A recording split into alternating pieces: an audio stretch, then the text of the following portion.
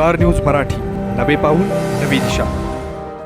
निश्चित पंकज भैया, तुमचा वाढदिवस एवढा मोठा साजरा झाला, दिग्गज नेते तुम्ही बोलवलं, माझ्यासारख्याला याची संधी मिळाली. कारण राणे साहेब, माझा काही वाढदिवस अजून कुणी घातला नाही, पण आता 61 पडळकर साहेब तुम्ही घाला, नाहीतर डायरेक्ट आमचा दिवसच होतील. कारण आमचा काही वाढदिवस आणि गावात इथं बसलेल्या बऱ्याच गड्यांचा वाढदिवस नसतो. या बऱ्याच गडी बिन वाढदिवसाचं जाईल, बरोबर आहे की नाही. आता अलीकडे आम्हाला कळायला लागलं की केक बी कापते ती, एकमेकाला चालते ते, आणि एक मी भाग्यवान आहे राणे साहेब, आता जरा स्टेटस आलंय आम्हाला, जरा वाढदिवसाला मोठं गडी बोलवायला लागली. जर आम्ही बी दारिद्र्य रेषेत असतो तर पंकज भैया तर कशाला आम्हाला बोलवते, बोलवलं. तुम्हाला खरं सांगतो, गमतीत नाही. मला एका आमदाराचा वाढदिवस झाला, मी माझ्या आईला म्हटलं घरातून माझा वाढदिवस झालाय काय, जन्मतारीख सांग. तिच्या पाठ फक्त सोमवारच होता. म्हणली दिवस मावळत होता आणि तू इकडं उभवत होता. आईला म्हणलं तारीख तर काय घोटाळा. मग पाहुण्या पहिला विचारलं, शोधलं, खरंच तारीख सापडली नाही. शाळेत यायची आता पासत. मग आईला म्हणलं तारीख लिहून ठेवायची, गावात कुणाला तर सांगायचं आहे, उपयोगाला येतं, भविष्यकाराकडे जाता येतं, भविष्य बघता येतं.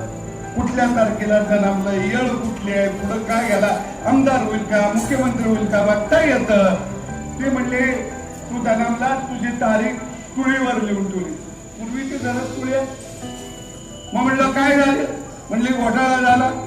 म्हणले गाईला बैल दाखवला, तुळीवरच लिहिला, म्हशीला रिडकू झाला, तुळीवरच लिहिलं.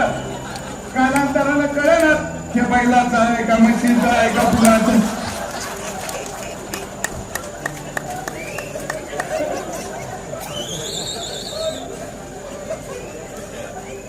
म्हणजे आमची कधी तारखेचा आमचा मेळ खरंच बसला नाही, अजिबात बसला नाही. तुमच्या स्वप्नातील घर घ्यायचंय, मग चिंता सोडा. विटा कराड हायवेवरील मेन रोडवर प्रथमच उभा राहतोय डायमंड आर्केड. हा 11 मजली टॉवर, रेरा अप्रूव्ड प्रोजेक्ट.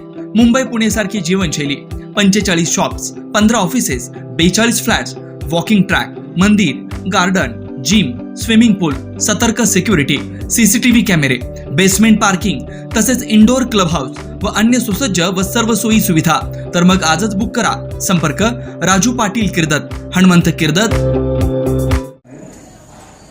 मला वाटतं की भारतामध्ये राणे साहेबांनी आणि पडळकर साहेबांनी बऱ्यापैकी राज्यातल्या राजकारणावरती भाष्य केलेलं आहे. आणि निश्चितच आज राज्यामध्ये सरळ एक विभागणी झालेला आहे. जसं आम्ही पूर्वी म्हणायचं, या देशामध्ये 2 देश आहेत, एक भारत आणि एक इंडिया. तसं राज्याच्या राजकारणामध्ये एक विस्थापितांचा वर्ग आहे आणि एक प्रस्थापितांचा वर्ग आहे. आणि विस्थापितांच्या वर्गाचं नेतृत्व महाराष्ट्राच्या राजकारणामध्ये देवेंद्र फडणवीस हे करत आहे. आणि म्हणून निश्चितपणानं या वाढदिवसाच्या निमित्तानं बोलत असताना राणे साहेब खऱ्या अर्थानं नीतीजी या ठिकाणी बोलले खरं आहे. कारण ही राणे कुटुंब हे स्पष्ट वक्ता असणारं कुटुंब आहे. जे पोटात आहे ते ओठामध्ये आहे. एखाद्याला साथ कशी द्यावी हे जर शिकायचं असेल तर ते राणे कुटुंबाकडून आपल्याला खऱ्या अर्थानं शिकावं लागेल. आणि निश्चितच राणे साहेब सुद्धा, नारायण राणे साहेब हे तळातून आले, गावगाड्यातून आले. त्याच पद्धतीनं नितीश राणे साहेब त्यांच्या पावलावर पाऊल टाकून चालायला लागले. त्यांचाही माझं गोपीचंद पडळकरांचं आमचं तिघांचं जमलंय का, तर आमची जात एक आहे. काय जात आहे, तर आमची विस्थापितांची जात आहे, बहुजन समाजाची गावगाड्यातली आमची जात आहे. आणि आम्हाला प्रस्थापितांच्या नरड्यावर पाय ठेवायचा आहे, म्हणून आमचं तिघांचं कौल, दुसरं काही कारण नाही.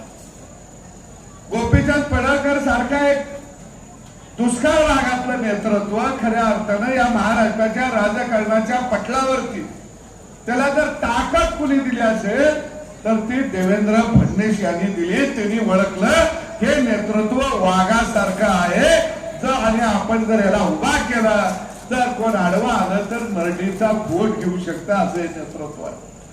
आणि म्हणून मी पंकज भैयाला वाढदिवसाच्या निमित्तानं सल्ला दिला की गोपीचंद पडळ सारखा दिलदार माणूस, लढणारा माणूस, छातीचा कोट करणारा माणूस तुमच्या पाठीशी उभा राहिलेला आहे. आयुष्यभर त्याच्या खांद्याला खांदा लावून उभा राहा. निश्चितपणानं तुमचंही नाव मोठं झाल्याशिवाय राहणार नाही. एक लढाऊ व्यक्तिमत्व आहे आणि म्हणून निश्चित या ठिकाणी मी एक गोष्ट राणे साहेबांच्या निदर्शनाला आणून की पडळकर मी आम्ही फटकी मानतो. मुळात आमचा बाप राजकारणात दोघांचा बी नव्हता आणि आम्ही दोघं आमदार होईल हे आम्हाला कधी वाटलंच नव्हतं. कारण आमदार व्हायला गडी मोठा लागतोय. बरं आमच्याकडे मोठं काहीच नाही, कारखाना नाही, सूतगिरण नाही, दूध संघ नाही, कुठं जमिनी हाणलेली नाही, बँका हाणलेल्या नाहीत. पण राजकारणामध्ये मी बघितलं देवेंद्र फडणवीस याच्या अगोदर आमदार कोण, जो जास्त हाणल तो आमदार. पण एक राणे साहेब मानावं लागेल, म्हणजे शरद पवारचं सगळं राजकारण बघितलं मी. बघा बँका बुडवल्या, कारखाने बुडवले, जमिनीचे घोटाळा केलं, जेवढा भ्रष्टाचार करता येईल तेवढा पवारांच्या गड्याने केला. आणि गावात आले की त्यांच्या मिरवणुका निघायच्या आणि तेच म्हणायचे अजून काही राहिलंय का शिल्लक, आम्ही हाही हाणायला. आणि त्यांच्या पायावर घागरीनं पाणी ओतलं जायचं. मी नेहमी म्हणायचं त्याच्या पायावर कुत्रं सुद्धा मुतायला तयार नाही. अहो कुत्र्याला मुतायचं झालं तर ती इलेक्ट्रिकच्या खांब्यावर टांगडं वर करतंय, म्हणतंय निदान संध्याकाळी लाईट तर लागल, ह्याच्या पायावर मुतून काय लागणार. आणि राणे साहेब आम्ही यांच्या विरोधामध्ये लढायचं. आम्ही समोर आलं की ही गडी आम्हाला नमस्कार करायचे, आम्ही गेलो की म्हणायचे हे चक्र माहिती अशी जायची. कारण या महाराष्ट्राच्या राजकारणाचं आणि सामाजिक वातावरण बिघडवण्याचं जर या महाराष्ट्रामध्ये कुणी केलं असेल तर ते शरद पवार यांनी केलं. हे छाती ठोकपणानं फक्त गोपीचंद पडळकर सांगू शकतो, बाकी सांगू शकत नाही. आता फडणवीस साहेबांच्याकडे आम्ही गेलो की भेट जातो. कारण कसं आहे आमच्या मागे आमदार नाही, आम्हाला मतदारसंघ नाही. यावेळी मात्र पडळकरांना मी सांगितलंय गोपीचंदला काही झालं तर लंगोटा घालायचा आणि विधानसभा लढवायची म्हणजे लढवायची. आता आम्ही बी ठरवलंय मागच्या दारानं याचं नाही. आम्ही मागच्या दारानं आलो की गडी हसती त्या म्हणजे आम्हीच ह्यांना बांबू लावला. आता आम्हाला बांबू नको. निश्चितपणानं गोपीचंद पडळकर हा विधानसभेचा राणेसाहेब तुमच्या बरोबर आमदार म्हणून खांद्याला खांदा लावून असणार.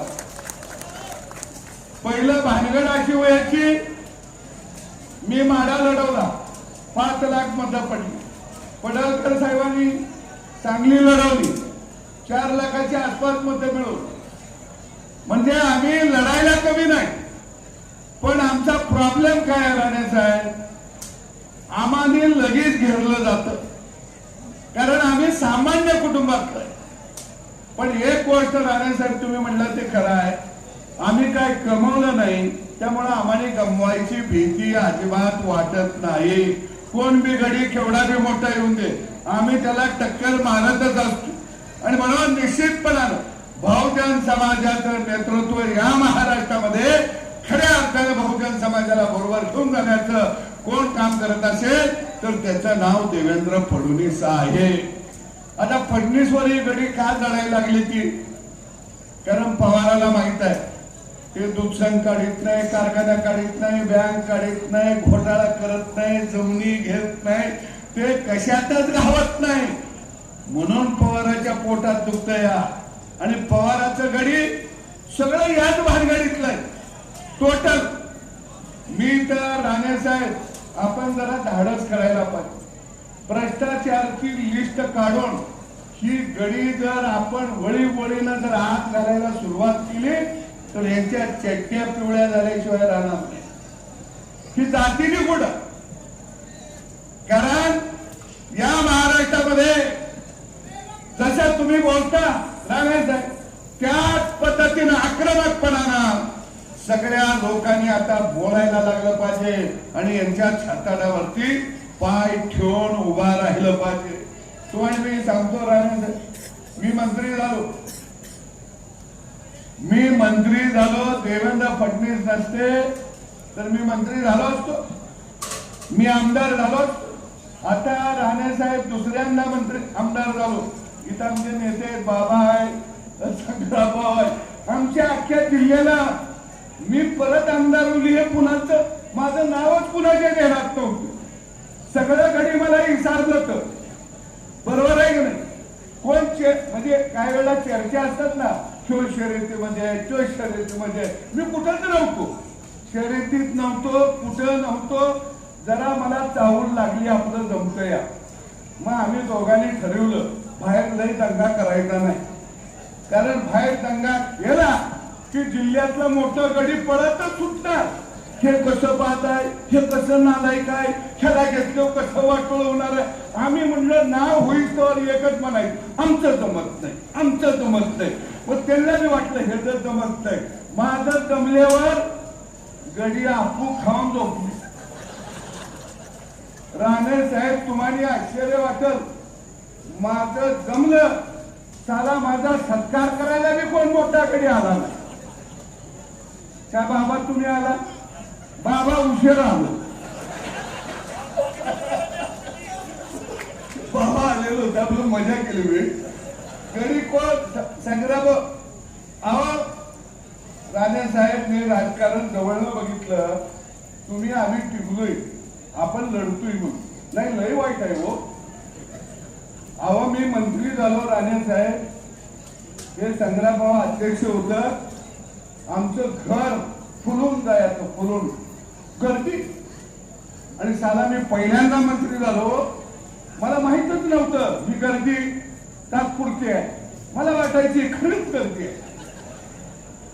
आणि मी येईल त्या माणसाला सोलापूरवरनं भाकरी मागवली, भाकरी, ठेचा, दही, खरडा, प्रत्येकाला म्हणायचं जेवल्याशिवाय जायचं नाही, जेवल्याशिवाय जायचं. राणे साहेब मंत्रीपद गेलं त्या दिवशी संध्याकाळी घरला आलो, एक बी गाडी येत आली नाही,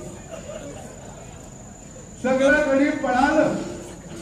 मग माझ्या लक्षात आलं की आपण सामान्य माणसाबरोबर राहिलं पाहिजे. धोट कपड्याचं गडी हे संधी साधू असतात, तीच अवस्था आपल्याकडे झाली आहे. संधी साधू गडी देवेंद्र फडणवीसांच्या दरबारात पुढं आणि लढाई आली की बिळात जाऊन बसते. माझं कसं होईल? अरे तुझं काय होत, जाईल आमदार की जाईल खासदार के, अरे लाख मेले तर चालतील पण लाखाचा फुसिंदा जगला पाहिजे ही भावना ठेवून या ठिकाणी आम्ही तिघं काम करत आहे. निश्चित पंकज भैया, तुमचा वाढदिवस एवढा मोठा साजरा झाला, तिघांचे नेते तुम्ही बोलवलं, माझ्यासारख्याला याची संधी मिळाली. कारण राणे साहेब, माझा काही वाढदिवस अजून कुणी घातला नाही, पण आता 61 पडळकर साहेब तुम्ही घाला, नाहीतर डायरेक्ट आमचा दिवसच होतील. कारण आमचा काही वाढदिवस आणि गावात इथं बसलेल्या बऱ्याच गड्यांचा वाढदिवस नसतो. या बऱ्याच गडी बिन वाढदिवसाचं जाईल, बरोबर आहे की नाही. आता अलीकडे आम्हाला कळायला लागलं की केक बी कापते ती, एकमेकाला चालते ती. आणि एक मी भाग्यवान आहे राणे साहेब, आता जरा स्टेटस आलंय आम्हाला, जरा वाढदिवसाला मोठं मोठं गडी बोलवायला लागली. जर आम्ही बी दारिद्र्य रेषेत असतो तर पंकज भैया तर कशाला आम्हाला बोलू होते,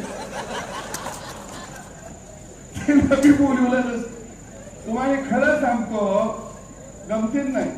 मला एका आमदाराचा वाढदिवस झाला. मी माझ्या आईला म्हटलं घरातून, माझा वाढदिवस झालाय काय, जन्मतारीख सांग. तिच्या पाठ फक्त सोमवारच होता. म्हणली दिवस मावळत होता आणि तू इकडं उगवत होता. आईला म्हणलं तारीख तर काय घोटाळा. मग पाहुण्या पहिला विचारलं, शोधलं, खरंच तारीख सापडली नाही. शाळेत यायची आता पासत. मग आईला म्हणलं तारीख लिहून ठेवायची, गावात कुणाला तर सांगायचं आहे, उपयोगाला येतं, भविष्यकाराकडे जाता येतं, भविष्य बघता येतं. कुठल्या तारखेला जन्मलं, येळ कुठली आहे, पुढं काय गेला, आमदार होईल का, मुख्यमंत्री होईल का बघता येतं. ते म्हणले तू जन्मला, तुझी तारीख तुळीवर लिहून ठेवली. पूर्वी ते जराच तुळ्या. मग म्हणलं काय झालं, म्हणले घोटाळा झाला. म्हणली गाईला बैल दाखवला, तुळीवरच लिहिला. म्हशीला रिडकू झाला, तुळीवरच लिहिलं. कालांतराला कळेना हे बैलाचं आहे का, म्हशीचं आहे का, फुलाचं.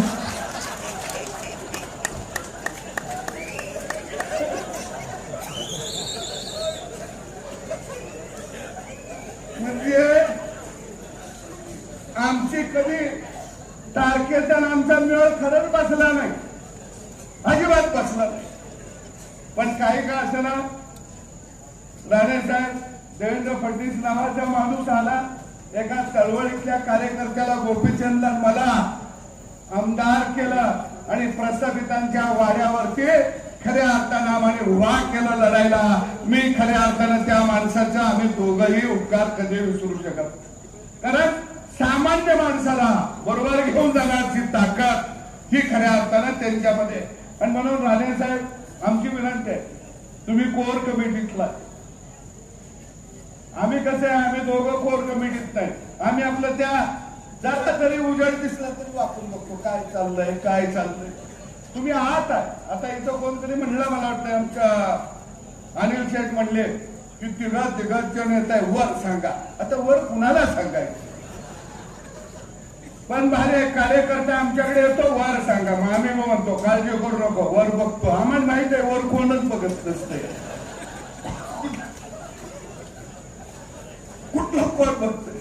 कारण तुम्हाला सांगतो काय काय पुढारी चलाक असतील. बघा तुम्ही इथं आता मुख्यमंत्री नाही तर उपमुख्यमंत्री बसलं, काय काय पुढारी लय भारी असतील.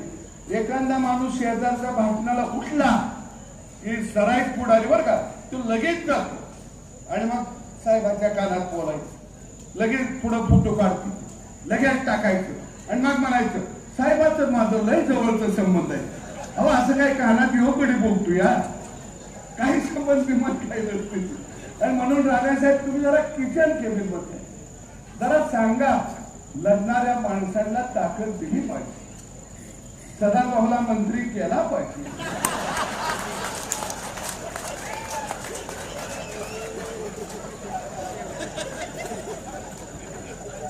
गोपीचंदला मंत्री केला पाहिजे.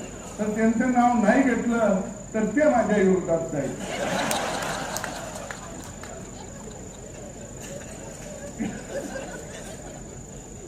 आता त्यांना मंत्री केलं पाहिजे असं सांगा म्हणलं तर ते म्हणणार माझं नाव घालू का तुमचं घालू.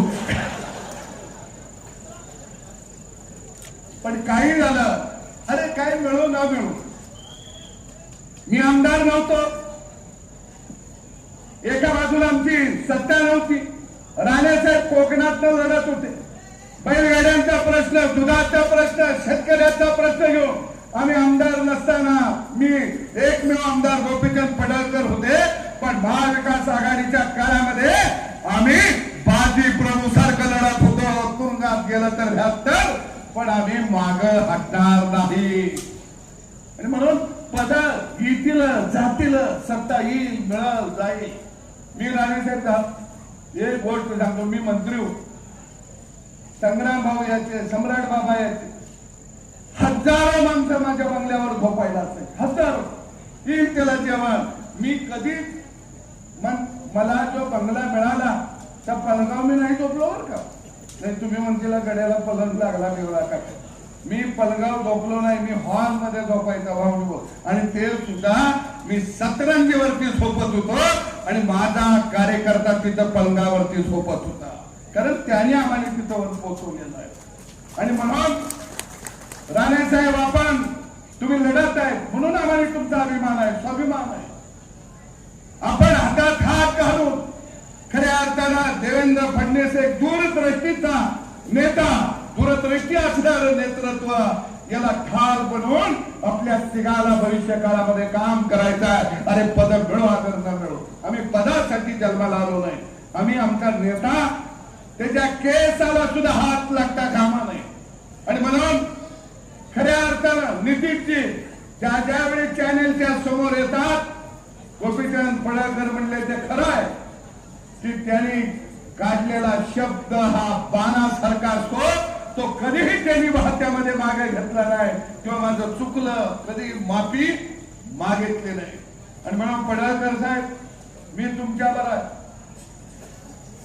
पंकज भाई काळजी करू नको. मला गोपीचंद पडळकर हा हिमालयाच्या उंचीचा झालेला या सदाभाऊला पाहायचा हे तुम्हाला सांगतो.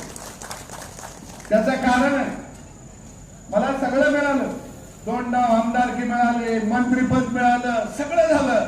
आता मला एकदा सांगली जिल्ह्याचा ठाण्यावाट हा खऱ्या अर्थानं एका उंचीवर गेलेला मला बघायचा, हे माझं स्वप्न आहे. आणि म्हणून मी गोपीचंदच्या खांद्याला खांदा लावून असतो. काही जणांच्या पोटात दुखतं, सदाभाऊ कसं त्याच्यावर, मग काय आम्ही तुमच्यावर येऊ गुडगी वाजवायला? काय यावं तुमच्यावर आम्ही? अरे 70 वर्ष तुम्ही सत्ता भोगल्या आणि खऱ्या अर्थानं तुम्ही या गावगाड्याला लुटला. एक गोपीचंद पडळकर सारखा गावगाड्यातला ठाण्यावाद जर मैदानामध्ये शेलार मामा बनून जर उभा राहत असेल तर आम्ही त्याच्या खांद्याला खांदा लावून उभा आहे, आम्ही मागा हटणार नाही. आणि म्हणून इथं संग्रामभाऊ, मी खरं सांगतो, या जिल्ह्याला मंत्रीपद मागायचं झालं तर सदाभाऊ पहिलं नाव घेईल, आमदार गोपीचंद पडळकर. मी म्हणेन मला देऊ नका, पण त्या माणसाला, अरे लढणारी माणसं, बोलणारी माणसं गेली पाहिजे. आम्ही नितीश राणेच सरकारमध्ये असली पाहिजे ती माणसं, कारण आम्ही जाऊ शकतो, आम्ही आमचं दुखणं मांडू शकतो.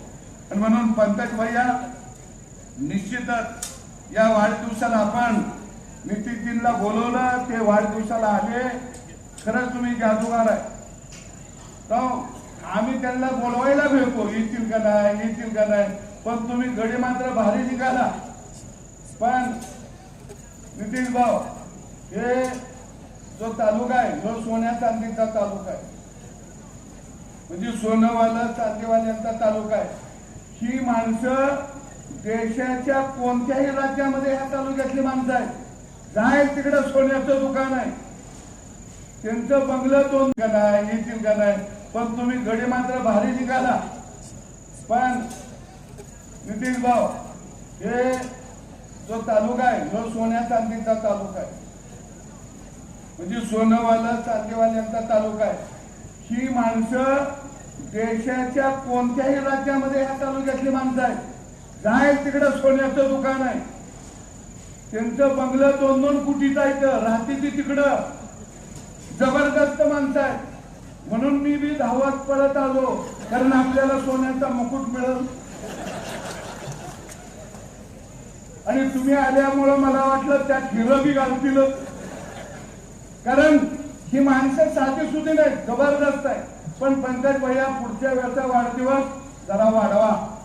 श्रावण महिना संपल्यावर घ्या.